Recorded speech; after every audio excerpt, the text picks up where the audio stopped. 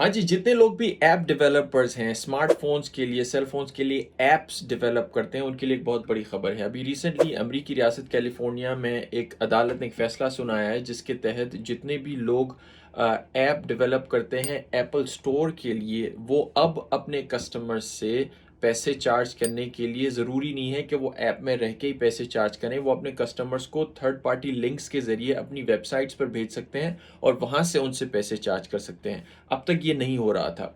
अमूमन जब भी आप कोई ऐप डेवलप करते हैं और वो पेड ऐप होती है, उस ऐप में लोगों को पैसे देने होते हैं, तो उस ऐप के अंदर रहकर ही पैसे चार्ज किए जाते थे एप्पल के प्लेटफ़ॉर्म के थ्रू। और जब कोई भी ऐप डेवलपर अपनी ऐप में रहकर लोगों से पैसे चार्ज करता है, तो उसे उस पैसे का एक कट एप्पल को भी देना पड़ता है। तकरीबन 30% तक जो है पैसे, अगर कोई ऐप डेवलपर ₹1000 कमा रहा है अपनी ऐप के ज़रिए कि अपने कस्टमर से, तो उसे तकरीबन ₹300 जो हैं एप्पल को देने हैं, उनका कट, उनकी फ़ीस है, जो भी समझ लीजिए। इससे बहुत सारे ऐप डेवलपर्स नाखुश थे। वो इसलिए उन्हें फ़ीस देनी पड़ती थी एप्पल को, और दूसरी बात ये कि एप्पल के अलावा उनके पास और कोई दूसरा ऑप्शन नहीं था अपने जो कस्टमर्स हैं उनसे पैसे चार्ज करने के लिए।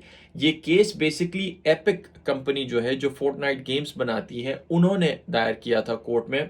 और उनका कहना ये था कि एप्पल जो है वो उन्हें ये ऑप्शंस नहीं देता थर्ड पार्टी तरीके से पैसे चार्ज करने का। तो कोर्ट ने ये ऑर्डर किया है कि अब ऐप डेवलपर्स को ये हक हासिल है और एप्पल इन पे इतनी रिस्ट्रिक्शंस नहीं लगा सकता, और एप्पल को ये चॉइस देनी चाहिए अपने ऐप डेवलपर्स को कि वो अपनी ऐप से बाहर ले जा सकें अपने कस्टमर्स को, अपनी वेबसाइट तक ले जा सकें, और वहाँ से उनको अगर वो पैसे चार्ज करना चाहें तो कर सकते हैं। लेकिन अभी भी अगर ऐप के अंदर रहकर वो पैसे चार्ज करते हैं अपने ऐप डेवलपर्स को, तो फिर एप्पल के जो हैं रूल्स एंड रेगुलेशंस, उनकी पॉलिसी जो है इन पे लागू होंगी। अच्छा, इस कोर्ट केस के अलावा भी दुनिया भर में इस पर काफ़ी डिबेट चल रही है और मुख्तलिफ ममालिक में ऑलरेडी इस पर लॉज बनाए जा चुके हैं। कोर्ट्स के बाहर भी असम्बलीज वगैरह जो जो कानूनदान है वो कानून बना रहे हैं और ये मेक श्योर कर रहे हैं कि चाहे एप्पल हो या गूगल हो, वो किसी भी सूरत में मोनोपोली नहीं बननी चाहिए। मोनोपोली का मकसद ये है कि वो एक ऐसा एनवायरनमेंट ना क्रिएट करे कि जिसमें उसके साथ काम करने वाले जो हैं, स्पेशली ऐप डेवलपर्स हैं,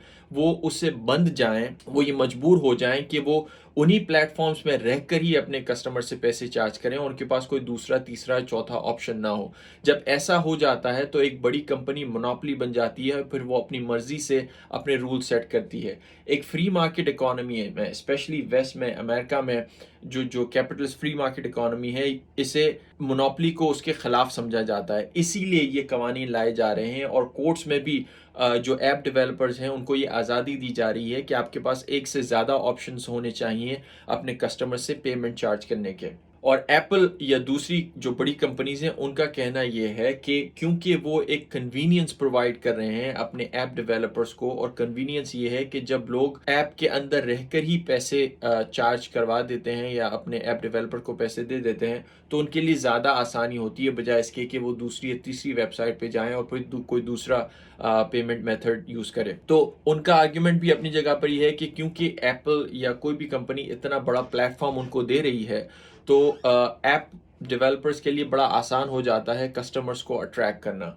लेकिन एट द सेम टाइम जो जो रूल्स एंड रेगुलेशंस हैं या ये जो ऐप डेवलपर्स हैं, उनका कहना ये है कि वो सही बात है कि उनको एक कन्वीनियंस या वो जो है सोर्स, एक रिसोर्स मिलती है अपने कस्टमर्स को पैसे चार्ज करने के लिए। लेकिन एप्पल की ये कन्वीनियंस, एप्पल की ये सहूलत, या गूगल की, अगर गूगल का प्ले स्टोर है, वो उस हद तक नहीं पहुंचनी चाहिए कि फिर ऐप डेवलपर्स के पास कोई ऑप्शंस ही ना बचे पैसे चार्ज करने के। I think this is going in one direction, in a sense कि पूरी दुनिया में अब ये रियलाइजेशन हो रही है कि जितने भी बड़ी बड़ी कंपनीज हैं, एप्पल है, गूगल है, मार्केट रूल्स के मुताबिक मोनोपोली नहीं बननी चाहिए। और वो ये कि जितने भी लोग उनके साथ बिजनेसेस करते हैं उनके पास ज़्यादा से ज़्यादा ऑप्शंस होने चाहिए अपनी सर्विसेज प्रोवाइड करने के लिए कस्टमर्स को, आपको और मुझे।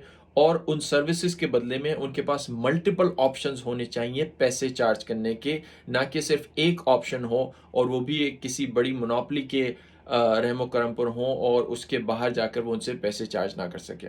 So this is a very interesting development. इसके हवाले से जितना बल्कि इनफैक्ट वो कोर्ट का जो डिसीजन है उसका लिंक भी मैं अपने कमेंट सेक्शन में नीचे डाल दूंगा, अगर आप चाहें तो उसको पढ़ सकते हैं।